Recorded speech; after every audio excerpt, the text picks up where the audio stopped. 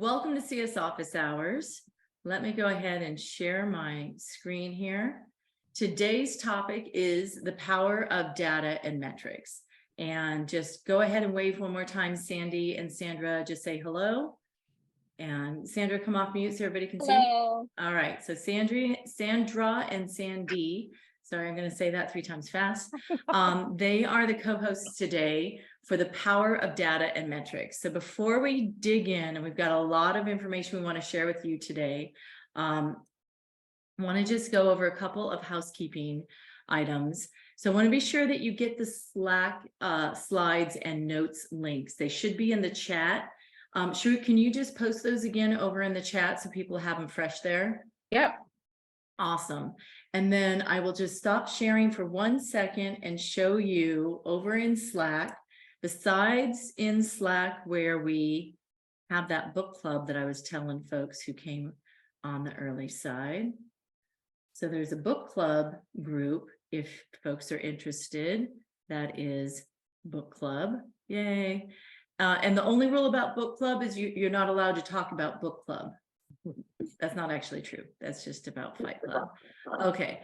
And then CSOH session and resources. You see all these lists. When you go here, that's today, not looking at Sandy, sorry. When you go here, you look here, and this is where we're going to have a bunch of the notes that you'll see in the chat. This is also where you see the link to the breakout notes and links and the slide links and stuff like that.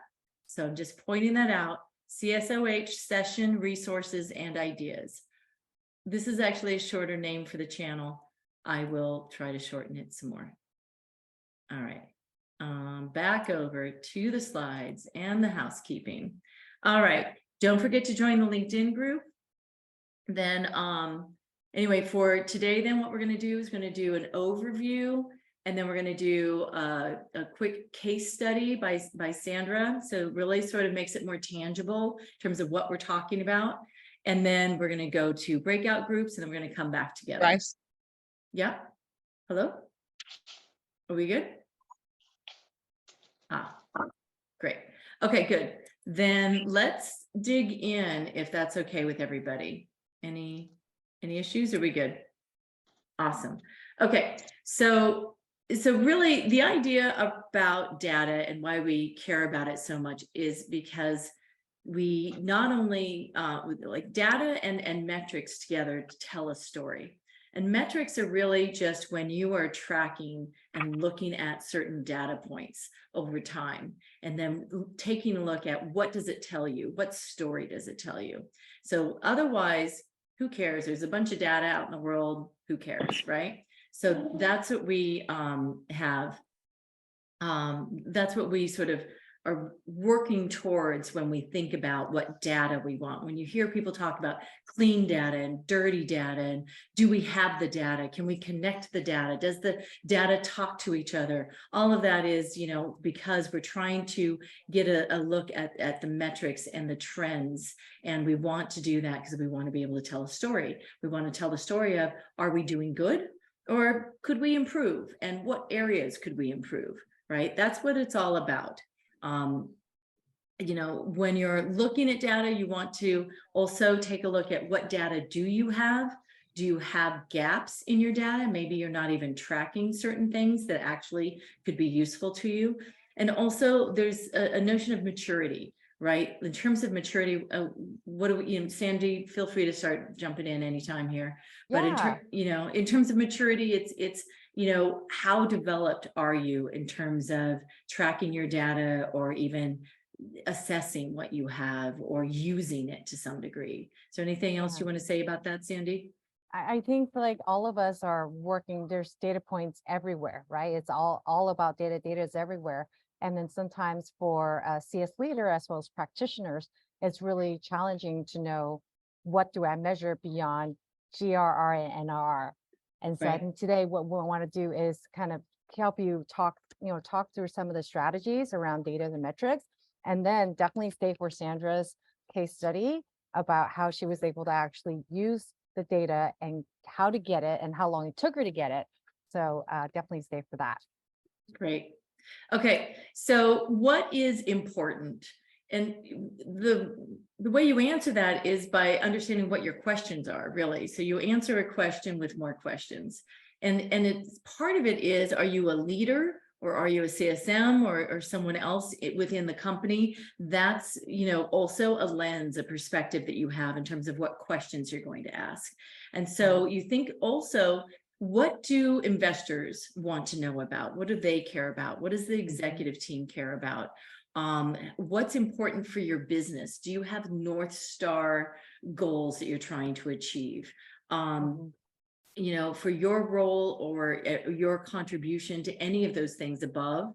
Then you may also think about like product usage data, whether, for some, everyone has to log in. So there's no real need to check, if people logged in, whereas others, login information is important because only, that tells you if they're even looking at your product or services, right? Yeah. So like it depends on your product and your customer base, which kinds of things you might look at. And then also for customer health, what things you might bring together to determine if a customer is healthy. Sandy, what do you want to add? Yeah, I was just thinking, before you start going to collecting, just like when you're selling a product, you really need to think about who's your ideal customer. Like Jen, you listed here investors, executive teams. A lot of this data can be used kind of cross-functionally, if you will, but you want to think about what is the questions that they have, just like what Jen was saying. And you want to package it a little bit differently based on what they're being asked of, the questions that they're being asked, right? So investors are going to talk to people who have given them money to invest. Executive teams are going to have to respond to the investors. So before you go and look at what the gaps and what data and what insights you want to pull from your data, you really want to be clear about your goal, right? Are you trying to get more budget? Are you trying to start a new program? So there's a lot of data everywhere, and you could spend all day doing that and not take care of your customers. At the end of the day, you really want to be really succinct, like I'm not being right now. So but I think that's why we wanted to do sort of this prelude, because there's all of these lists of metrics all over the place, right? There's NRR and GRR and like the whole laundry list, an alphabet soup of metrics. And sometimes people get lost in that, and they say, okay, I've got this. But then what does it really mean? What question are you really checking? When would you use GRR? Well, GRR is really just looking at retention, right? Your gross revenue retention, right? GRR. Whereas NRR is net revenue retention. And so in that situation, you're looking at it for a different reason. You're looking at, you add in your expansion dollars, right? What story is, do you want to tell? And also what's important? If you're only looking at retention, then that means you don't get to cover up if you've done a lot of expansion, right? But if you don't look at expansion, if you don't look at NRR, then you don't get credit for that either. So there's different reasons, that these metrics of different types tell you something about how you're doing and what sort of things you might need to look at, and what challenges your business might be facing. And for that, you might come up with your own. There's time to first value wasn't always a metric until someone decided that, hey, this is a leading indicator, which I'm going to go back to the slides for a second and speak to that for a second. So while you do that, Jen, I like really what Kristen had put on the slide, which is auditing and then determine the reporting. So that first assessment of what you have, what you don't have is really key. And Sean's point about depending on your industry, right? Some of the metrics, when you're in compliance, that's not going to be as relevant to someone who's not as a heavily regulated environment. So I think what we're saying is that there's no right answer. There's a right answer for your situation. Correct. Yeah, right. And that's the first thing, is ask the question, what do I need to know? Why do I need to know it? Who needs to know it? Who am I speaking to? And what do I need to dig into? So then also, I just wanted to, on this last page of the slides, and you should have the link for the slides as well, we have just a few definitions of lagging indicators and leading indicators. And one thing I can tell you for certain is there are definitely some lagging indicators like NRR and GRR. Those measure something after it occurred. So you already have that net retention or expansion. You already have the gross revenue retention. That happened, right? But if you're looking at leading indicators, it might be product usage or time to first value or some other things that, or like surveys. You might have NPS or customer effort score or CSAT, all those things. Now you could make the case that those types of surveys are leading indicators because they might alert you to somebody who might churn, right? And churn then is something that is a lagging indicator because they churned, right? But at the same time, what does a survey do? It is measuring something else that already took place. So you can make the case that a survey is both a leading indicator and a lagging indicator, okay? Because of that. Yeah. Who cares in the end? but Exactly. that's just something to understand. I totally agree with you.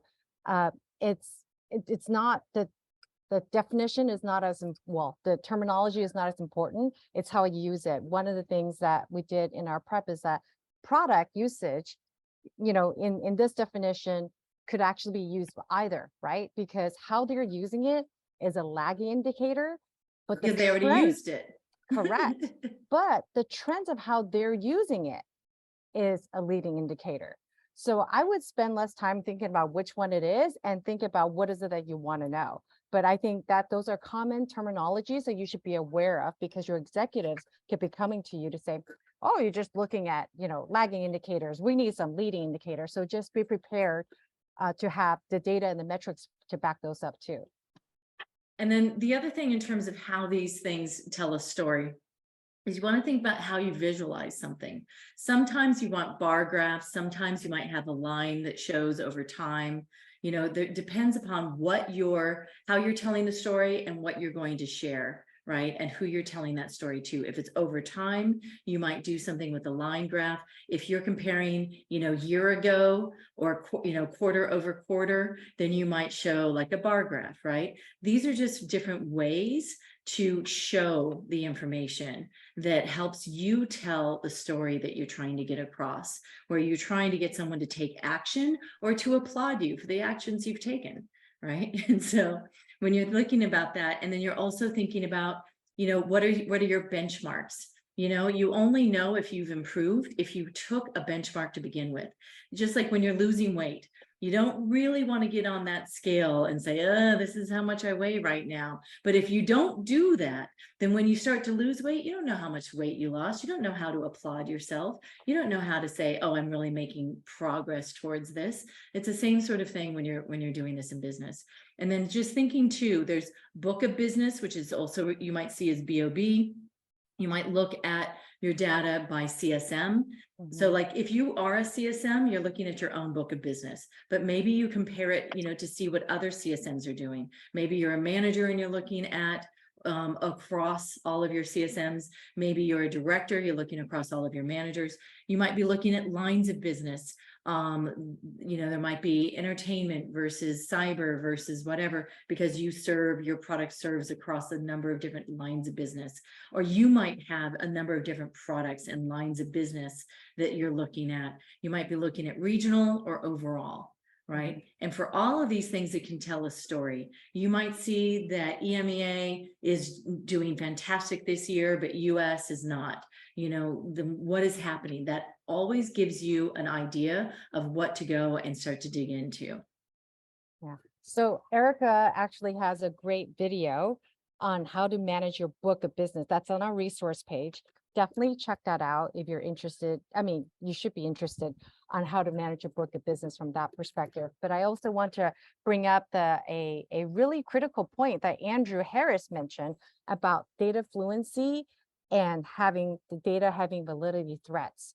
What that means is to really know your data really well and thinking about variables that could have issues where people are questioning you. And that's why the data fluency is really important. I think those are really two important points as you get more get deeper, right? So not in the beginning. In the beginning, you're just trying to figure out what do you need to know, where is it, and how do you get it, right? But as you get more, get higher in your sophistication, that data fluency and having, being protective of your validity threats is really important. So thank you for adding that, Andrew. And I will also, while you all go to your breakout rooms, eventually in a few minutes, I will go and get some other resources, but we're not going to breakout rooms yet. But I'm just saying that like, there's also like lists. Like if you came today hoping that you would get a list of all the metrics and get like the ABCs of, and XYZs of every single metric out there, I'll look that up. I'll add that into the slides or over in the chat. But the point is, for any of those, why are you using it? Why do you care? Right? That was really what we wanted to drive home. So Sandra, let's lead it over to you and dig into what your example is and why you love data.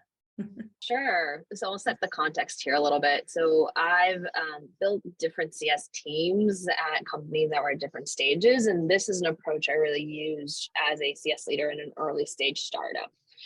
So when I took over a team and started growing a team, the number one thing that I was missing was visibility. So I didn't have visibility into certain baselines.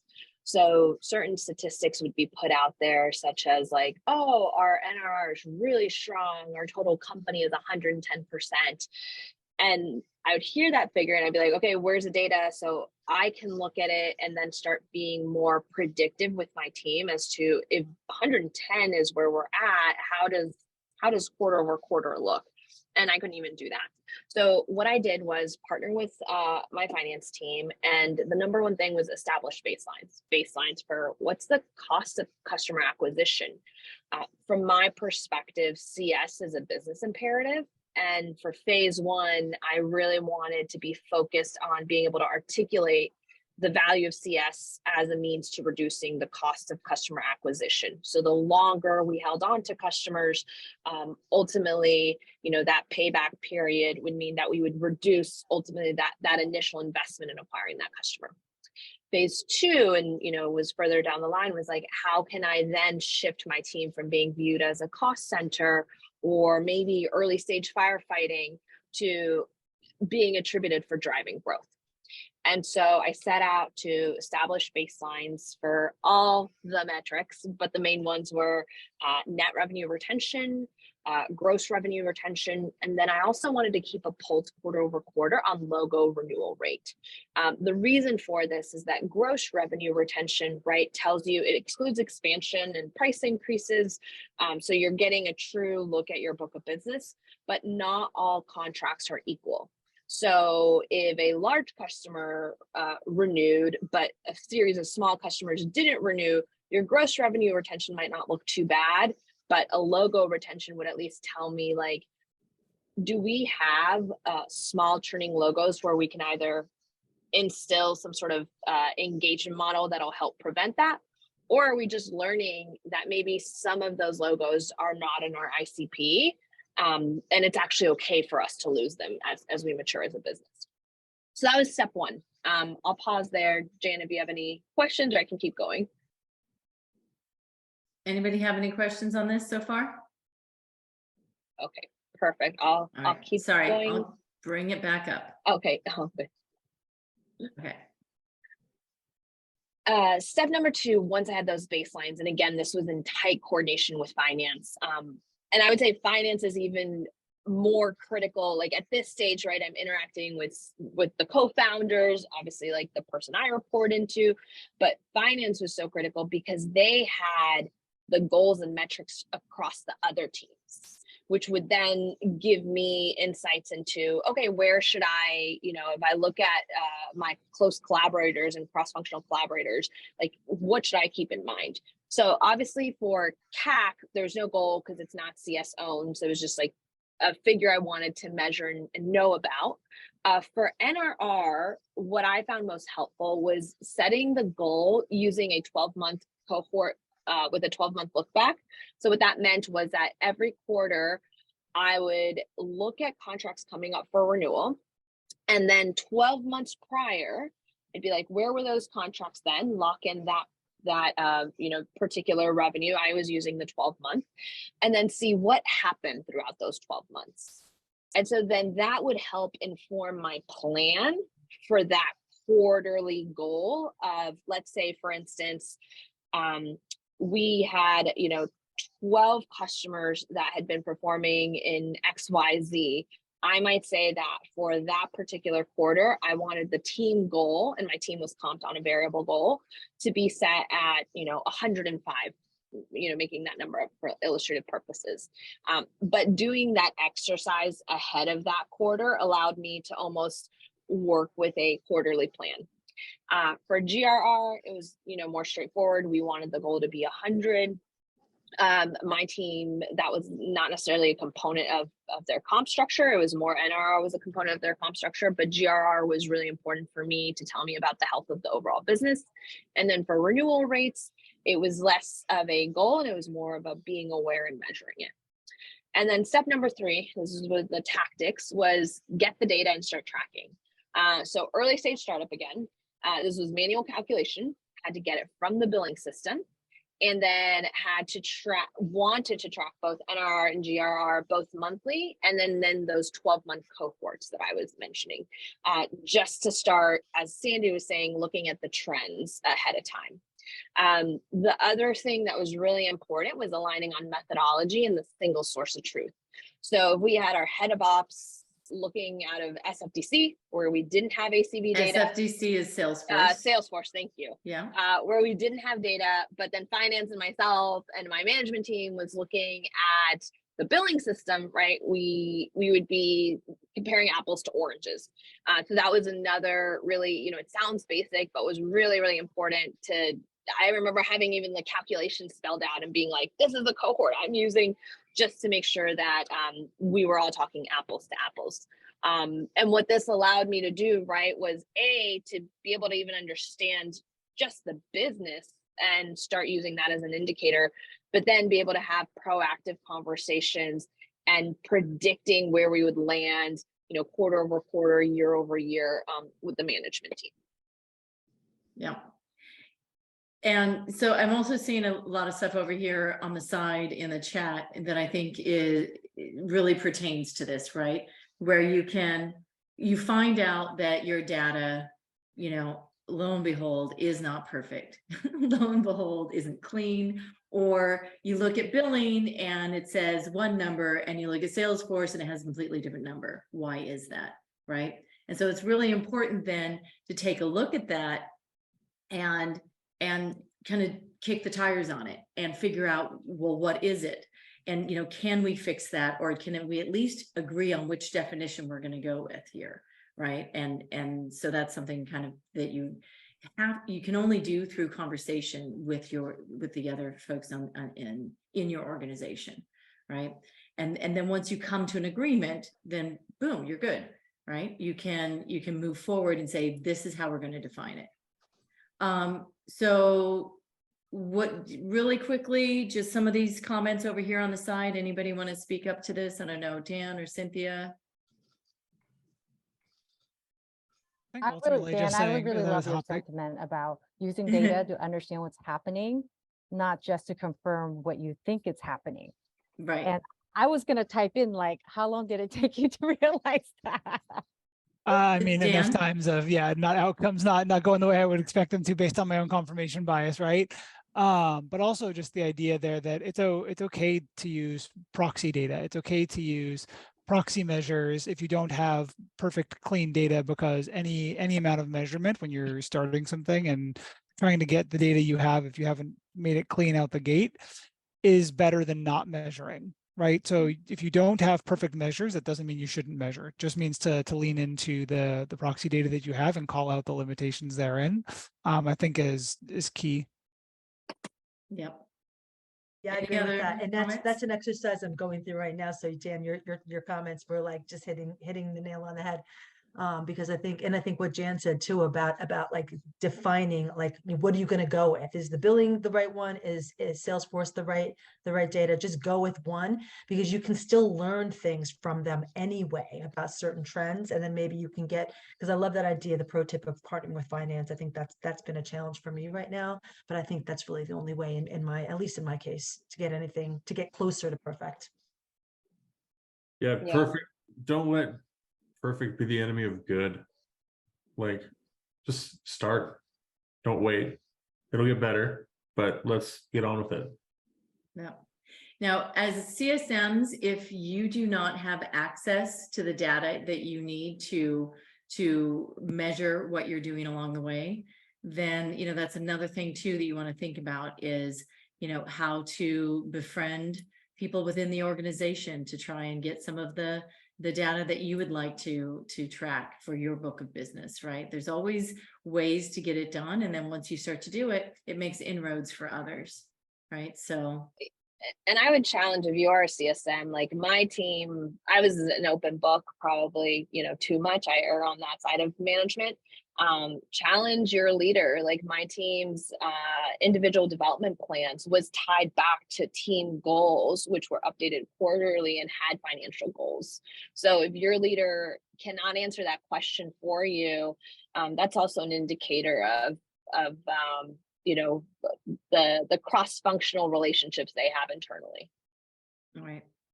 Awesome. So we're going to go to breakout rooms. So let me share with you the questions here. What data and metrics do you want to look for in establishing your first 90 days in a role? What metrics do you use today? How are you getting the data? What are your next steps and goals to strategically improve your data and metrics? Okay, so just thinking about what's important, what do you want to try to measure, or if you're not in a role right now in your first 90 days, what would you think you would want to start to take a look at? So this is the notes for where you're going to take the breakout notes. If everybody has a link, does everybody get a link in the chat? I just reposted it so you guys can take it from there. Perfect.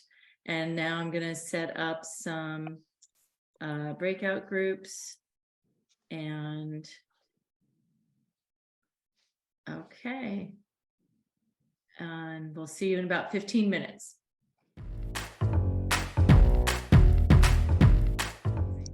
I just want to point out before we get back to it, I did just add another page.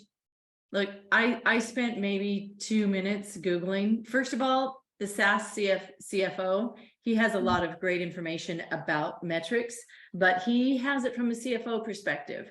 So just so you know, but that's always a good perspective to know about. And then there's zillions of them. Gainsight has a glossary of metrics, but then you have somebody who's going to say the 8 key metrics, the 10 best, the 15 best, whatever. They're just writing a blog post. Like which metrics are important for you are based upon the questions that you ask, those fundamentals. What did you come up with? Did anybody, oh yeah, sure, we can do the link again, Jay. It's the same link as before, but let me be sure that you get that. So what kinds of you know, revelations, or did somebody say, you know, like, dear Abby, you know, like, how do I do this, you know, or like what kinds of conversations we have that I missed when I went and looked for links for you? Let me live vicariously through you. What did I miss? Christine or David, do you guys have access to the Google Doc? Do you want to share some of our findings? Do you guys have access to the Google Doc? Oh, I can share that. I've got it. Yeah. Let's see, we ran through in the 90 days, pick 3 things that you can influence from your role that would show impact. Mm-hmm. Make sure that you think about cross-functional and become friends with your RevOps people. Understanding what's important to them so that you can help them out as well. Whichever cross-functional team, product, etc. Focusing on firefighting, because so many times we're in smaller organizations where when we first come in to CS, that's the role that you play, is firefighter. Mm-hmm. So being able to tackle the firefighting and understand that there's probably a lot of people that are at risk. Data fluctuates, pretty straightforward. Knowing your data, knowing where your data is, and that data doesn't always match. My data may not match finance's data, and why? Because Yeah. apples and oranges, right? That we heard that discussion before. Right. And But then it's important to some, understand those apples and oranges and make certain right. everybody's aware. It doesn't mean that Yeah. you can't make a great fruit salad. It just means that you have to know that they're different. Yeah. Nice. Nice. And then supporting of the data can be, once you get at the root causes of some of the variation in your numbers, it could be a sales overselling, maybe. Yeah. So two things on that real quickly in terms of support. It's actually support data. Like one of the data sources is from the support department. And depending on looking at what type of tickets that are coming in, it could be an indicator of what else is happening in the other functions. So when you're looking for data, you can ask them to slice and dice it, and you bring that insight to them. So you get data from support, and then you're like, hey, it looks like 70% of our tickets are for enhancement requests. And is there a, what are we telling our customers that's causing them to submit so many? So as an example, I'm exaggerating, of course, right? But that's an example where you can get data from one function and then use it to justify kind of what you need from another department. Yeah. Yep. Okay. Great point. Anything from group one? Sharuk, Sandra, Sean, Kishla, Leon?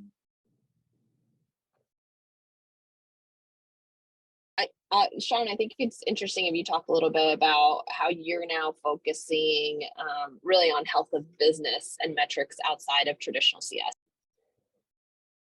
Yeah, happy to. I realize this is probably something that a lot of us are thinking about as many good folks are in the market. For me, it's important to just understand the health of these early stage companies that I'm pursuing or exploring rather. I built led success teams of a variety of Series A through C companies. So for me, understanding what their sales pipeline looks like, the quality of customers that they're bringing in, the quality of the current customers that they have. What does their health look like? Do they really have relationships, or things just fairly superficial now that onboarding has completed? So looking at things like gross and net retention separately, as Sandra mentioned earlier, is particularly important, as well as also sitting down with the team and just really getting a sense of where they're spending their day, how they're prioritizing and what sort of activities they're working on. And then, of course, looking at the impacts that those particular activities drive. This came up in a couple of conversations last week at Pulse, but I think a lot of us have experienced just customer success managers who are very, very busy throughout the day, and sometimes that work tends to take away from the impact that those activities are actually driving, and really taking a close look at what we and our teams are doing during the day, and how are we doing, and how are we connecting those activities to specific outcomes to make sure we're focused on the right things. So really trying to assess that on the way in, ultimately as best as possible, and hopefully without creating too much friction with the executive team and making them feel like they're under too much of a microscope. Awesome. Yeah, that's really some great points there. And while you were talking, I also was looking, group 3, you're talking about proprietary metrics. Debbie, Shannon, Jay, Andrew, tell me, the proprietary metrics actually come up quite a bit, right? And you're not going to find them in the 10 best SaaS metrics anywhere. So I'd love to know who was talking about that. Anybody? Bueller? Debbie? I'm gonna volunteer. Shannon? I'm gonna volunteer Andrew, because I think he had honestly the best approach for the proprietary metrics, Andrew and Shannon. But All right. Yeah, Shannon brought this up, and it's basically just stuff that only applies to your company. It's going to be the most important data you can get your hands on. It's going to be the most real and the most live, and it's also really, really difficult to nail down. But oftentimes is the tell between what's happened historically and what should happen next, because all of this has to come with something to be done. action to be taken. Otherwise, we're just like finding stuff out.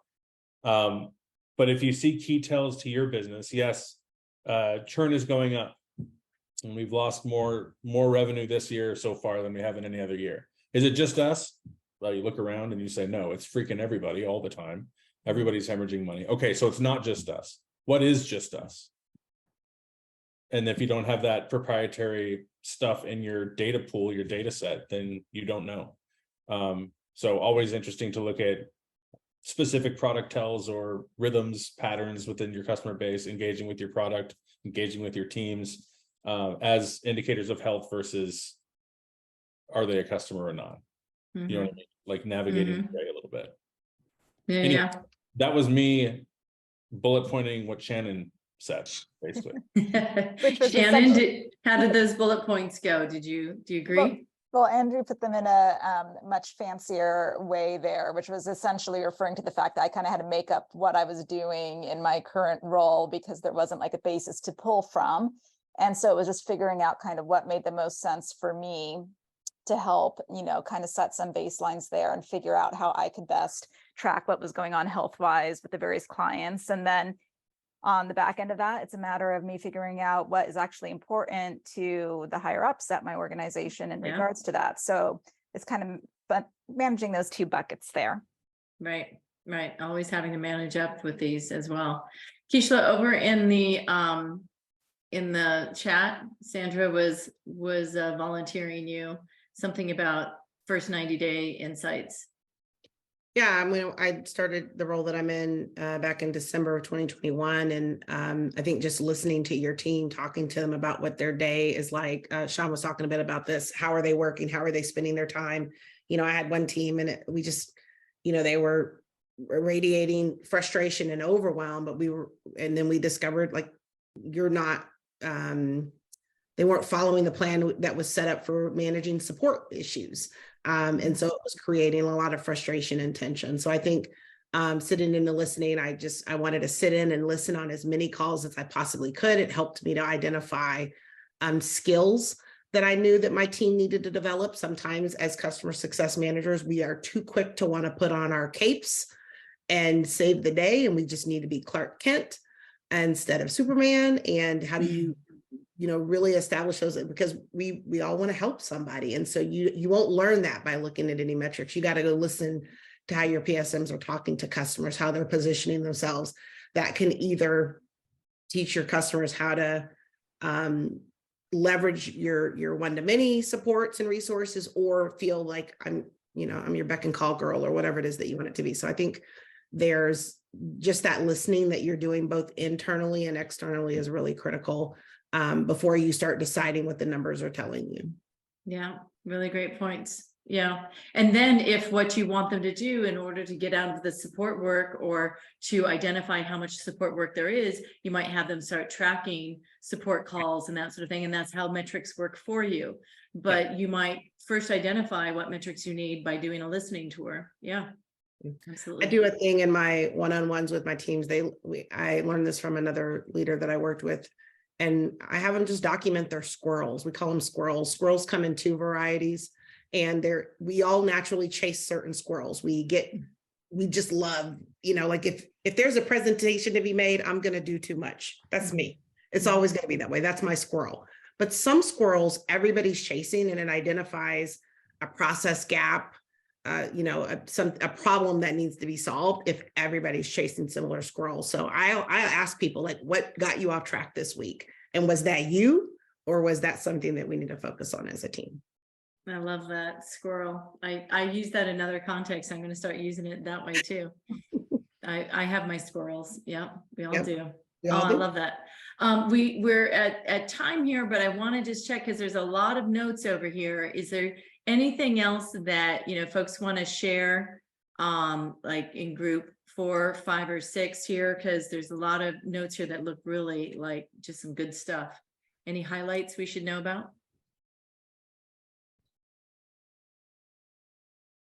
Group 4. Eric, Kathy, Gary, Allison. No? Yeah. I feel like the rest of my group might have logged off with exception of Gary. Yeah. I think it was actually Gary that had mentioned just making sure that customers are reiterating their value. So depending on the metrics that you're tracking and how you're communicating those with the customer, making sure that those align with what the customer's seeing, I think it's a big takeaway for me. Love that. Really looking at the customer view. That's something that sometimes we overlook when we have all these fire drills going on internally. Yep, absolutely. Group 5, Ashna, Tiara, Garner, Stephen, Tiana. Somebody. Bueller. Stephen. I'm not sure if Garner? anyone else in my group's still here. Yeah. But I think one of the biggest pieces that we bonded over was just that voice of the customer is the ultimate point of data, no matter what you have internally, making sure you're customer centric and are having the right conversations with the right people to understand how your customers are feeling with their many touch points throughout your organization. Absolutely. Voice of the customer. There's some great trends to look at there, and how you bring it back. What sort of impact, if you're surveying your customers, what are you doing with those surveys? What impact did it have? You can track all of those things. That's a really great point, Garner. Yeah. Right. Don't take feedback unless you're going to take action. Yeah. And that's with all of these metrics. What action does it drive? Right? Why are you tell the story to do what? What action do these metrics drive? What are you going to do about them to either improve them or to decrease them or whatever you're trying to do? Love that. Group 6, John, Kelly, Emma, Cynthia. I think a lot of what was talked about was we sort of covered to voice of customer, sales, the challenge of Salesforce, if that's the single version of the truth, trying to find the right metrics. For me, I think the biggest thing on our mind is like automation, how to input that so that you can get maybe more, if you get the input centralized and automated, then there's less, hopefully, human error.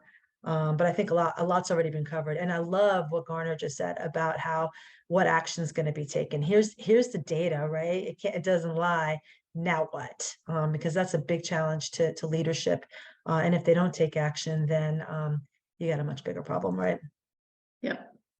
And that's a great way to end it, because that's really kind of what I think both Sandy and Sandra and what we were hoping to sort of cover is what are the foundational questions you want to ask, and why are you asking those questions? What are you doing with them? What action, what story are you telling? Who are you telling the story? What does it get you to do? What do you do differently? And if you are going to, pat yourself on the back about it, well, what are you celebrating there? What did you accomplish? Numbers aren't, you can Google even more metrics out there. I just gave you a few links.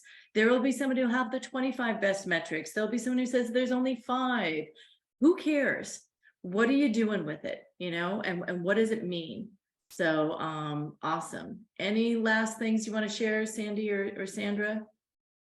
Thumbs up from Sandy. Sandra? Thank you all for joining the conversation. Yeah, that was fun. Awesome. Well, great work, everybody. I love all these notes you're taking. I hope that you have a takeaway for today. And next week, we're going to get started with change management. Change management is big, and it's going to continue throughout the month, because there's just a lot of examples, a lot of tangible ways we can use it. And it's an important thing to use throughout our jobs. So excited to dig into that. So cool. Thank you, everybody. Bye, Awesome. everybody. Thanks, everybody. Have a good night. Thank you. Take care. Thank you. Bye. Nice to see World. everybody. Thank you so much for tuning into this week's episode of Success Hour, formerly known as CS Office Hours. We regularly put out new content, so to be the first to know, like this episode, tap that notification bell, hit that subscribe button, and we look forward to seeing you soon.